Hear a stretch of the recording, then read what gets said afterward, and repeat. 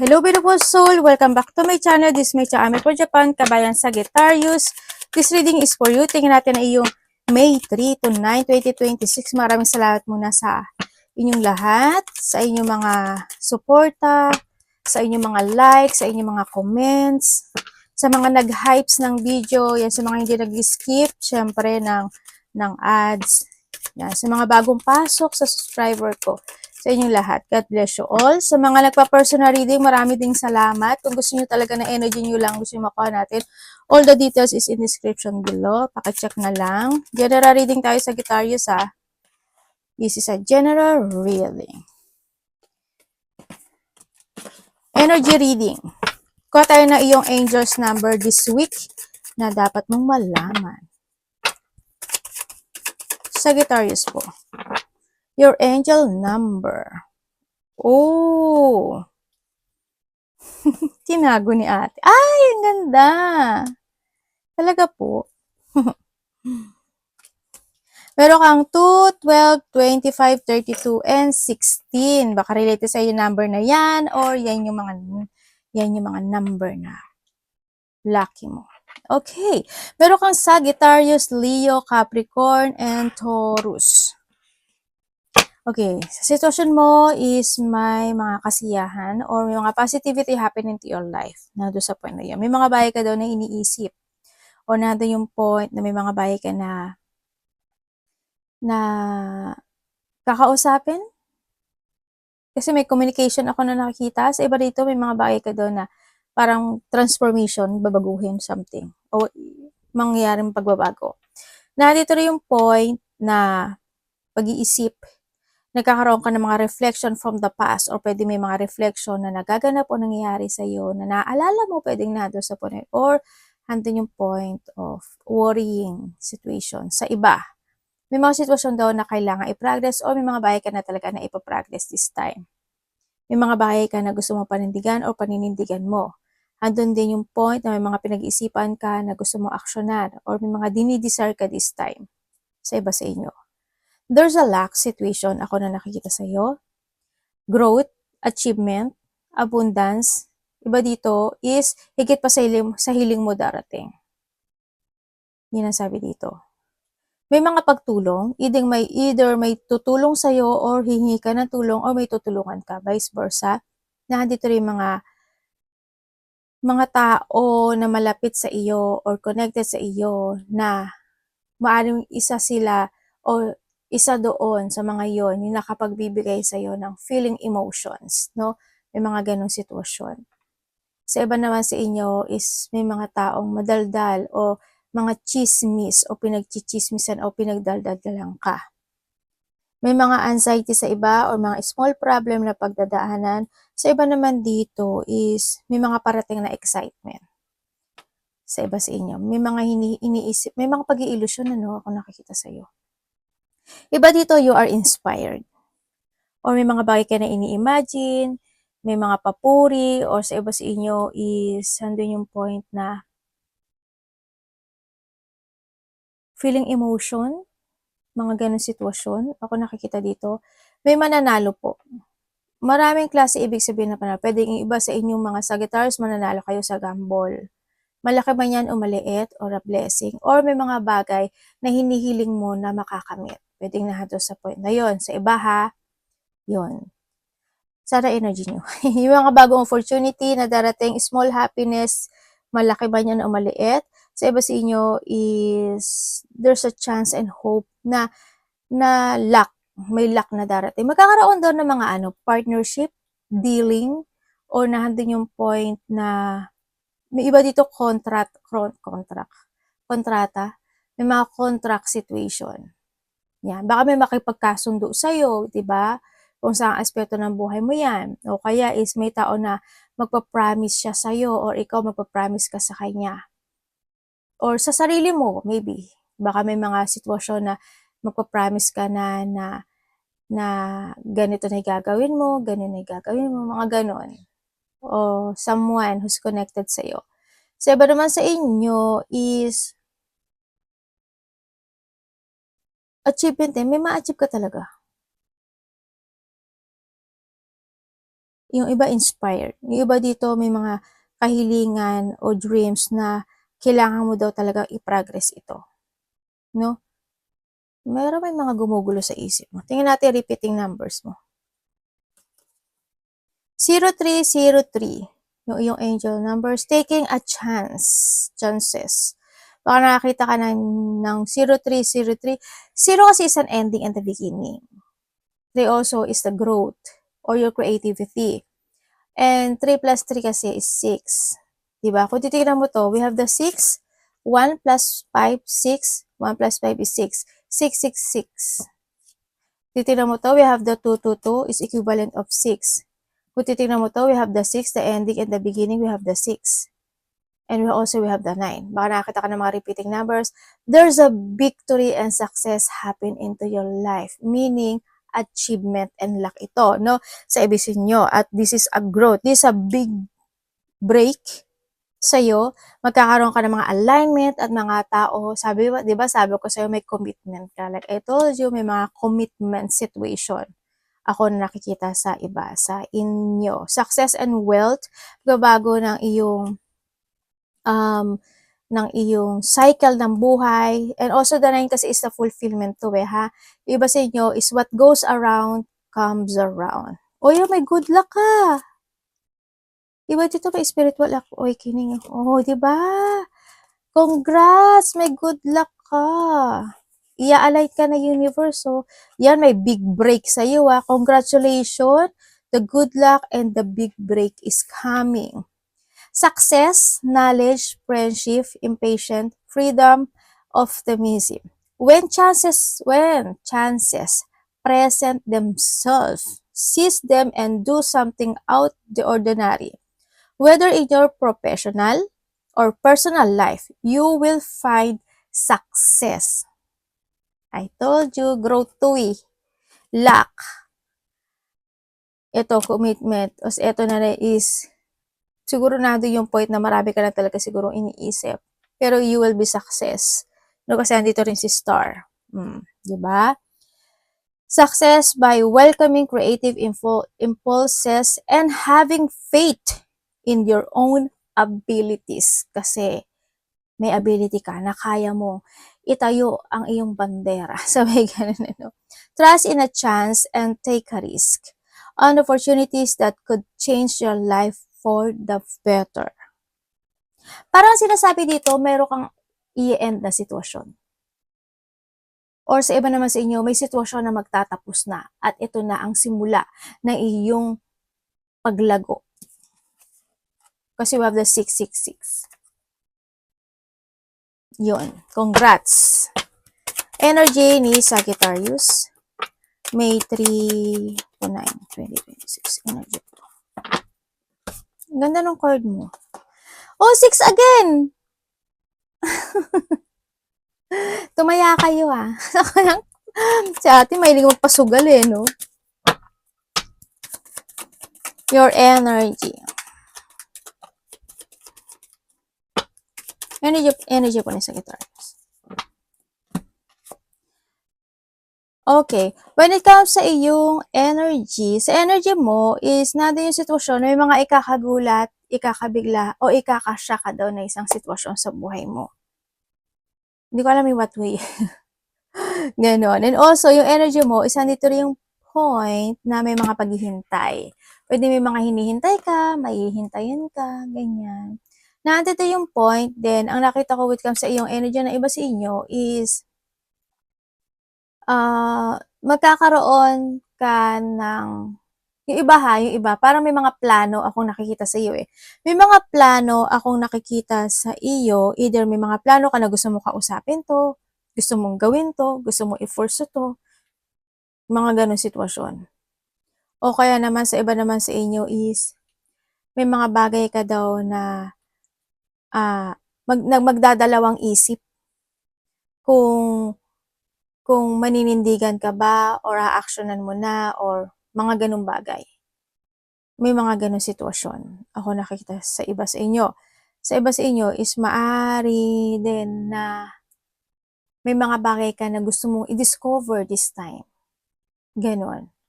ako nakita, o may mga i-discover ka this time, o may mga bagay ka na palalaguin this time. Sa iba naman sa inyo is may mga time daw na you don't know how to proceed. If you take it action or not, or if you want to decide to stay or mag-go ka na.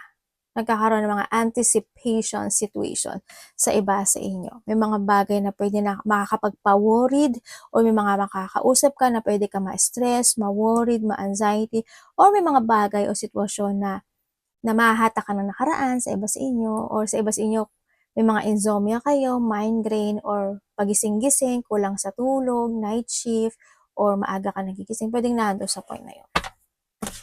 Parating kay, yun na nakikita ko sa yung energy ha.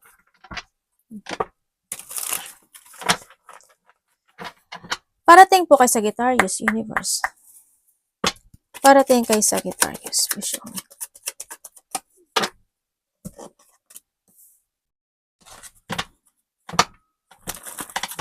Ano po yan? Parating kay Sagittarius.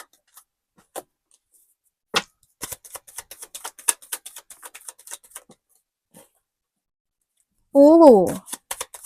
San ka? Ayun na nga. 10 of Pentacles. I told you, we have the 10. 10, 10, completion. Meron kang tatlong 10, 10, 10, 10. Completion is coming. May magtatapos sa buhay mo. Ibig sabihin, may positive outcome talaga. Nandito talaga si breakthrough. The big break for you. Okay, parating sa iyo. Oy, tatlo. Ano na yung mo? Kasi meron din ditong 10. We have the 10. Apat na yung 10 mo. Congrats! Aba, ito na ata talaga ang iyong the big break of your life. Kasi, ota mo to, 10 din yan, di ba? 5 plus 5 is 10. Ang galing ah. Nalo. Saan ka? Sabay ka na. Ate, bulong-bulong ka dyan, te. Okay, ang parating sa inyo. Ang parating sa inyo, ang nakikita ko sa iyo dito is may mga bagong opportunity na darating sa buhay mo. May papasok na pera or may opportunity, project, ako nakikita sa iyo. Nandito rin yung point na completion is coming. May mga victory and success or may mga material success, wealth, prosperity is coming din. May mga sitwasyon daw na ikaka-excite mo. May outgoing situation, di ko alam kung ano yun. Siguro may mga lakad kayo, malayo man o malapit yan, pwedeng ganun. May mga outgoing situation kasi or may mga a-actionan ka na this time. Kung sa trabaho to, baka iba dito is may mga bagong trabaho, may mga bagong ganap, may mga bagong action, ganyan, sa iba. Sa iba naman sa inyo, is meron ka daw susuportahan.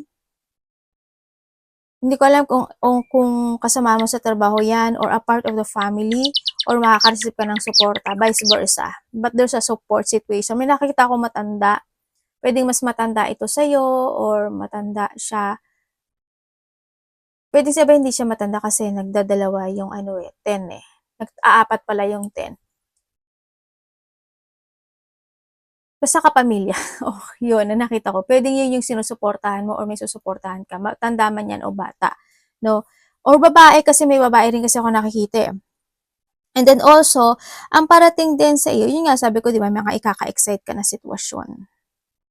Magkakaroon ka daw ng disappointment sa isang bata. Mas bata sa iyo. Hindi ko alam why. Magtatalo ba kayo o maiinis ka ba sa kanya, maiirita ka ba sa kanya, basta madi-disappoint ka daw sa kanya. O nadi-disappoint ka sa kanya. Ang parating din sa iyo, is iba sa inyo, is there's a change of fortune, good luck and good karma is coming, at yung iba sa inyo is may pagtahak ng bagong direksyon sa buhay. Kaya nga dito si The Big Break. Ay, ito ita-title natin. Sabay ganun eh, no? O, di ba, nagkakaroon pa ako ng idea. Yun ang nakikita ko sa iba sa inyo. Sa iba sa inyo, mag-ingat ka. Hindi ko alam kung sakit tiyan mo. Hindi ko alam kung magiging maanghang ba yung tiyan mo. Parang may sinisikmura or sisikmurain or sasakat yung tiyan or magiging maanghang o baka may nakain ka lang. Hindi kaya? O may mga pain kasi ako na nakikita, painful. pain pagdating sa bandang gitna ng katawan or bandang tiyan. Kung babae ka naman, baka may menstruation ka, di ba? O kaya baka nag-LBM ka, ganyan. O kaya is, alam mo yung minsan pag kinakabahan ka or maka-excite ka, minsan bumabaliktad yung tiyan mo, bumabaliktad yung tiyan yung parang bumabaliktad yung tiyan mo. Mga ganun. Basta may mararamdaman ka daw pain sa bandang tiyan. And then also, parating din sa'yo is maaaring busy yung iba, no? Sa nakikita ko to. Alam mo, dito sitwasyon, hindi naman maalis kasi sa yung bullying situation no? Yun, may mga bullying situation. Sa iba naman sa inyo is, aalis ka na daw sa isang sitwasyon mo na hindi naging maganda. Yun. Kung may mga bagay din daw na sitwasyon na parang hindi na-resolbahan in the past, this time daw is mariresolbahan mo na daw yun. Parang mag-i-end yun or yung hardship na yon is magtatapos. Yun ang sabi dito. Congrats. Kasi meron kang 9.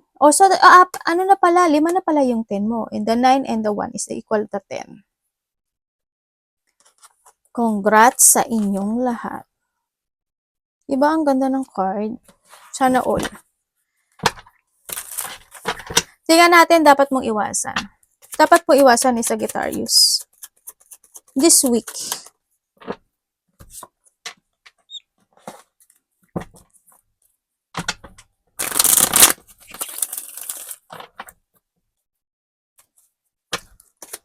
Dapat pong iwasan. Thank you. Alam mo, ang daming perang lumalabas sa'yo. Nangyari. Okay, dapat mong iwasan. Siyempre, iwasan mo yung mapanghinaan ka ng loob, ganyan. Iwasan mo na yung mga tao na hindi magiging same sa'yo, yung mga tao na gagamitin ka lang, ganyan. Yung mga tao na hindi compatible sa'yo, umiwas ka na doon. Iwasan mo rin, siyempre, yung hindi ka mag-move forward. Ganyan. Yung hindi ka mag-trust sa intuition mo kasi meron daw ibibigay sa'yo sa universe na para sa'yo. Ano kaya yun? Ako din napaisip ano kaya yun, ate? Ako, ewan ko. Halimbawa, yung trabaho mo, hindi ka na masaya. Ibig sabihin, ginigising ka ni universe dun sa sitwasyon na yun kasi meron siyang better na ibibigay sa'yo. Kaya handito nga si the big break, diba? O kaya meron siya ibibigay sa'yo na better than sa meron ka sa ngayon, yung mga ganun sitwasyon. O kaya sinasabi niya, huwag ka mag-focus dyan, huwag ka mag-focus sa lungkot, huwag ka magpa-stagnant kasi pag nagpa-stagnant ka, bulol si ate, hindi mo marireceive o baka ma-ignore mo yung blessing na ibibigay ko sa'yo. Yung mga ganun sitwasyon. Diba? Yun, iwasan mo, syempre iwasan mo yung pagkalito, pag-aalala, ma-anxiety ka, yung ikaka-stress mo, yung ipagpapaliban mo yung mga bagay, iwasan mo yun. Iwasan mo rin yung mga bagay o sitwasyon na pwedeng ma-pressure ka, yung mga magkaroon ka ng limitasyon sa sarili mo na pwede namang aksyonan o kung may mga bagay na dapat kumpunihin, ayusin, i-develop, practicein, masterin, give your hard work, no? Ganon. Huwag ka mapanghinaan ng loob. Tsaka yung overkind. Naman ako, parang ako yung ako yung devil ata, pinasasama ko yung mga Sagittarius. Hindi ko naman sinasabi na huwag kayong maging mabait, pero yung overkindness is hindi rin siguro kakagod. Siyempre, maging kind ka sa sarili mo. Ganun. Okay? Yun. And then also, iwasan mo, basta yung mga ikaka-stress mo, yung mga pwedeng ma-pressure ka, diba? Focus ka lang sa sarili mo. Hindi mo kailangang, may mga bagay doon na kailangan mo i-let go, ha? And love.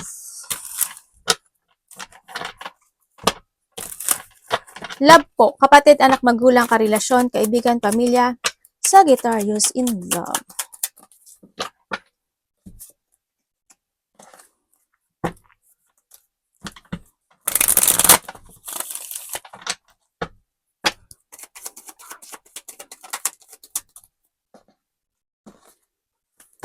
Ay, ganun.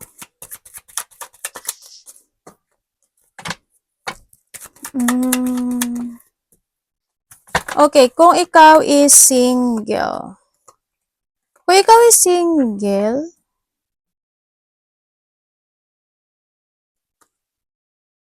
pwedeng may kilala ka na may nakakausap ka na isa, dalawa.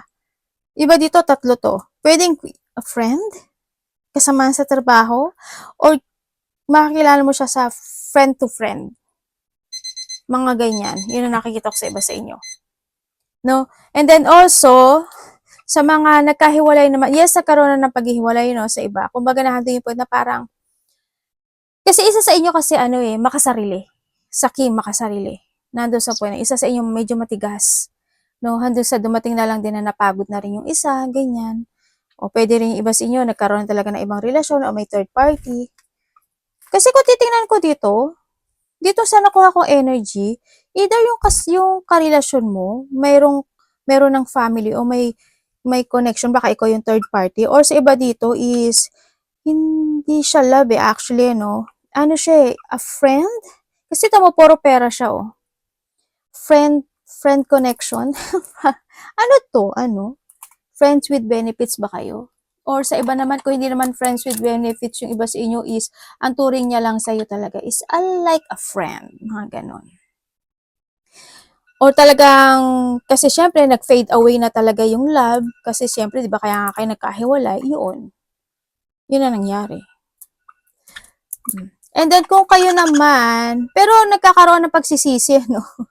Isa sa inyo parang nagsisisi, mga nagkahiwalay, parang nagkaroon ng pag-isolate or pagsisisi. Or maaari din naman kung nagkahiwalay na talaga, kasi sa paghihiwalay, isa sa inyo is parang may pinagdadaanan na lungkot. Hindi ko alam in what way. Baka kung may sinamahan na siya talaga siya, doon may nararamdaman siyang lungkot doon. Ay nagdadalawang isip na siya kung babalik pa ba siya sa'yo o hindi. Pwedeng nahandun sa point na yun, yung kasi nagiging back and forth yung energy ng tao na to Pero nagkakaroon siya ng pagsisisi sa nakikita ko dito. Pero gusto niya pa rin naman syempre ng 10 of cups pagdating sa iyo. Yun na nakikita ko dito. And then, kung kayo naman is may third party relationship. Yes, may third party relationship ako na nakikita dito. Pero it's up to you na yan, kung nasa iyo naman yan you can handle it. Sabay ka no? Kasi ayaw mo rin naman kumawala, no? Or both, or vice versa. Well, nasa sa'yo yan. Baka both of you, meron na rin. Or sa iba naman is ayaw lang din talagang kumawala sa relasyon. Well, kasi value mo talaga yung love. Pero syempre, nandun pa rin yung lungkot, diba? Kung wala naman kayong third party relationship nitong tao na ito, you want to hold these connections. So, nakikita ko, hando yung matatag na connection, hando yung pagpapahalaga, hando yung 10 of cups o pagmamahal na nakikita ko sa'yo dito. Mahagba kasi yung pasensya ng iba, hando yung love and support to each other, you value your connection. Sa nakita ko, kahit na minsan mahirap, di ba? Pero you try to make it balance pa rin. Kahit na minsan nagkakaroon ng disappointment, na handun yung point na yun, pero nanatili kayong matatag pagdating sa connection nito. Kung minsan hindi good yung energy ng isa, hinahabaan na lang din yung pasensya ng isa. Pero ang nakikita ko dito sa iba, merong distraction pagdating sa relationship. Hindi ko alam kung sino, but there's a mother figure situation. Ako na nakikita sa iyo. Hindi ko alam kung sino 'yun sa buhay mo. Pwedeng sa part niya o sa part mo, or pwedeng tutol, kung sino man siya. Your money, Sagittarius. Ay, the Wheel of Fortune talaga? 2 beses na lumabas sa Wheel of Fortune Saan ka? O di ikaw na. Uwian na. Sabi ka. Uwian na. Pati ako umuwi. Your money. Uy.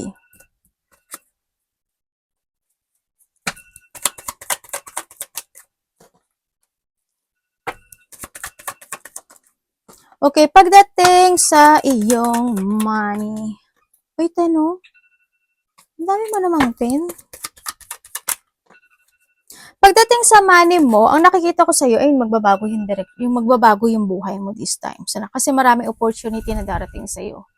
When it comes sa yung money is magkakaroon daw ng transformation dito. Kumbaga, kung dati medyo pagewang-gewang yung pera, ngayon hindi na siya. Kasi we have the 10 of Pentacles din sa nakita ko dito, Magkakaroon ng malaking pagbabago, may mga oportunidad na darating. Trabaho and money to, sa iba sa inyo. Kung dati medyo na-stress ka talaga at hindi naging maganda yung flow, ganyan, kung may mga pagkakautang na is ngayon mas magiging maganda yung flow, pwedeng nahandun yung point na mas gagaang siya this time. So, nakakita ko dito. Andito naman yung point na may mga bagay ka na itatama mo na talaga pagdating sa kaperahan mo. Good luck, good karma, your fortune. Yun ang nakita ko sa'yo dito. And tulad ng sabi ko kanina, wealth and prosperity ang nakikita ko sa'yo at saka material success is coming. Yun. Pwede rin may mga pag-uusapan kayo related sa mga territorial, mana, lupa, bahay. Yun ang nakita ko dito. Sa iba sa inyo is mas makakaipon ka daw this time ng pera. Yun ang sabi. Congrats! Diba? Kasi maganda yung Wheel of Fortune yan, day. The beginning of the cycle. Kumaga, ito na talaga siya. The big break of life. Arigato namaste, God bless.